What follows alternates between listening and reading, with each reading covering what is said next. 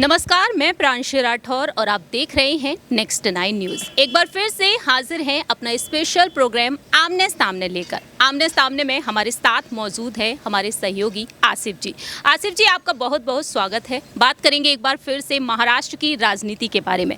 जैसा कि आप भी जानते हैं कि महाराष्ट्र में नई सरकार बीजेपी के समर्थन से बनी है। 30 जून के दिन शिवसेना के विधायक रहे एकनाथ शिंदे ने मुख्यमंत्री के तौर पर शपथ ग्रहण की थी और इस सरकार को बने हुए अब 33 दिन हो चुके हैं, लेकिन मंत्रिमंडल का विस्तार अब तक नहीं हुआ है।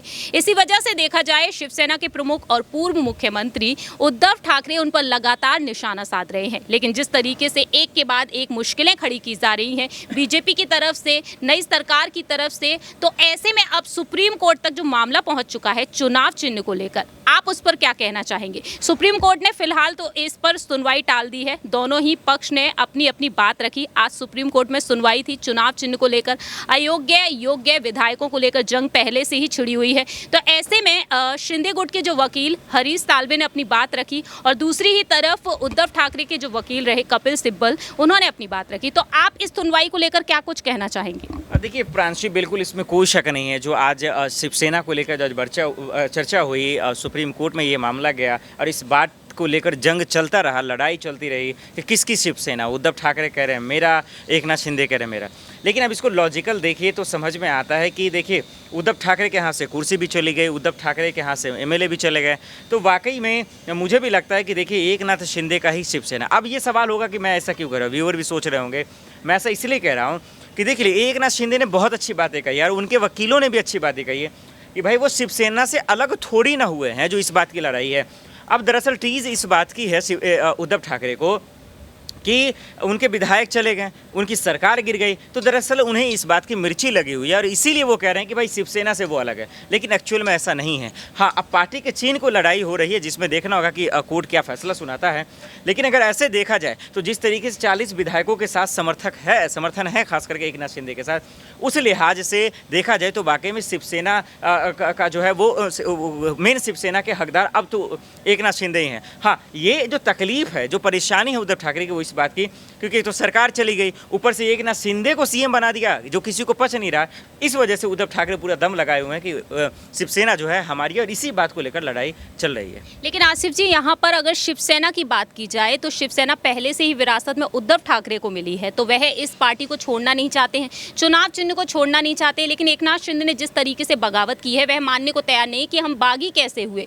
और उन्होंने ये बात भी रखी कि जैसे ही हमने सरकार बनाई, आपने 10 दिनों में यहाँ पर सुनवाई के लिए डेट वगैरह, तारीख वगैरह चेंज कर दी और आपने यहाँ तक कि स्पीकर तक को भी चेंज कर दिया। ये बात कहते हुए नजर आए। दूसरी ही तरफ एकनाथ शिंदे ने भी हाल ही में अपनी बात रखी थी कि वह चुनाव चिन्ह के लिए लड़ाई नहीं लड़ सकते हैं क्योंकि चुनाव चिन्ह की उनको जरूरत ही नहीं है फिलहाल। तो ऐसे में अब एकनाथ शिंदे जो है वो अलग पड़ते हुए दिखाई दे रहे हैं क्योंकि शिवसेना यहाँ पर पूरी तरीके से उन्हें बाहर का रास्ता दिखा रही है कि अब वह एक ही पार्टी की तरफ रुख करें, या तो वह बीजेपी में विलय हो जाए या फिर अपनी एक नई सरकार, अपनी अलग पार्टी बनाए। तो आपको क्या लगता है, क्या उनको एक अलग पार्टी बना लेनी चाहिए या फिर अब उन्हें बीजेपी से हटकर किसी और की तरफ रुख करना चाहिए? जैसे कि यहाँ पर तमाम पार्टियां, मनसे के साथ उनकी नजदीकी देखने को मिली है, राज ठाकरे के साथ, मनसे प्रमुख राज ठाकरे से देवेंद्र फडणवीस ने मुलाकात की। तो अब इस मुलाकात के बाद आपको क्या लगता है कि राज ठाकरे यहाँ पर उन्हें ऑफर कर सकते हैं?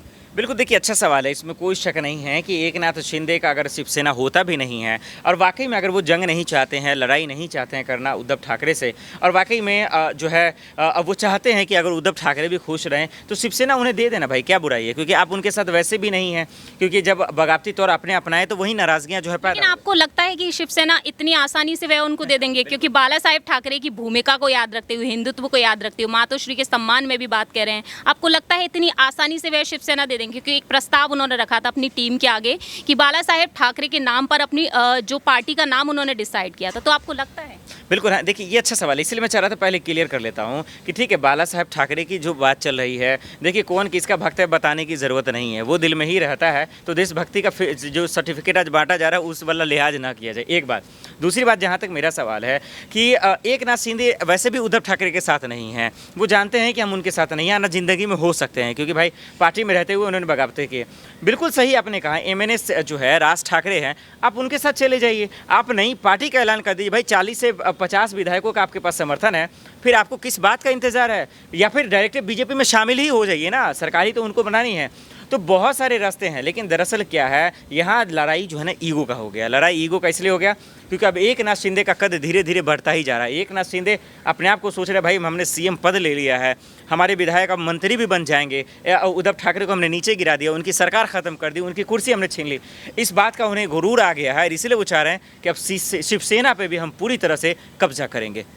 बिल्कुल ठीक कहा। यहाँ पर जो गुरूर है एकनाथ शिंदे का पूरी तरीके से बढ़ता हुआ दिखाई दे रहा है, क्योंकि अब मोदी कैबिनेट को लेकर जो डिसीजन लिए जा सकते हैं वो कुछ इस तरीके से हैं कि शिंदे गुट के जो विधायक हैं उनको अब यहाँ पर कोई पद दिए जा सकते हैं, जिनको लालसा रही उन पद की, इसी वजह से वह शिंदे गुट में शामिल हुए हैं। लेकिन दूसरी ही तरफ यहाँ पर राज ठाकरे के बारे में बात की जाए तो राज ठाकरे के कुछ ऐसे नेता रहे हैं जो हाल ही में शिंदे गुट में शामिल हुए हैं। तो आपको क्या लगता है, हाल ही में उद्धव ठाकरे ने भी ये कहा था अपने इंटरव्यू में कि राज ठाकरे ने उन्हें ऑफर दिया था कि एमएनएस में वह विलय हो जाए, यानी कि शिंदे गुट। तो आपको क्या लगता है कि राज ठाकरे वाकई में एकनाथ शिंदे का स्वागत कर सकते हैं? यहाँ पर गठबंधन अब मनसे के साथ उनका देखने को मिल सकता है और मनसे बीजेपी एक साथ मिलकर अब नई सरकार देखने को मिल सकती है।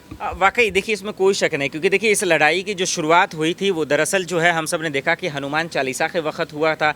वाकई प्रांशी जिस तरीके से हमारा आपने देखा कि हनुमान चालीसा में इसकी लड़ाई शुरू हो गई थी। नवनीत राणा, उद्धव जो है रवि राणा, उनके पति, तमाम लोग आ गए थे, वो अमरावती से विधायक भी हैं। और उसके बाद हम सबको ये एहसास होने लगा था कि राज ठाकरे जिस तरह से जो खेल करना चाह रहे हैं दरअसल वो जो है किसी भी सूरत में इम्प्लीमेंट नहीं होने वाला है। दरअसल वो इसका भी जो है लड़ाई इस बात की आ गई थी, क्योंकि देखिए राज ठाकरे भी कोई दूर नहीं है, वो भी एक परिवार से ही आते हैं। तो वाकई में जिस तरीके से शुरुआत में फिर अहमदाबाद में जो एकदम महारैलियाँ भी हुई थी उस वक्त, तो इसलिए इस लिहाज से कहा जा सकता है कि वाकई में वो उसका स्वागत भी कर सकते हैं और उनको ज़्यादा तकलीफ नहीं होगा। प्रांत से देखिए फिलहाल देखा जाए जो चर्चाएं हो रही हैं वो अमित ठाकरे को लेकर भी हो रही हैं कि राज ठाकरे के बेटे अमित ठाकरे को बीजेपी कोई बड़ी जिम्मेदारी दे सकती है। तमाम दावे किए जा रहे हैं। देवेंद्र फडणवीस से बेहद शानदार दोस्ती देखने को मिलती है राज ठाकरे की।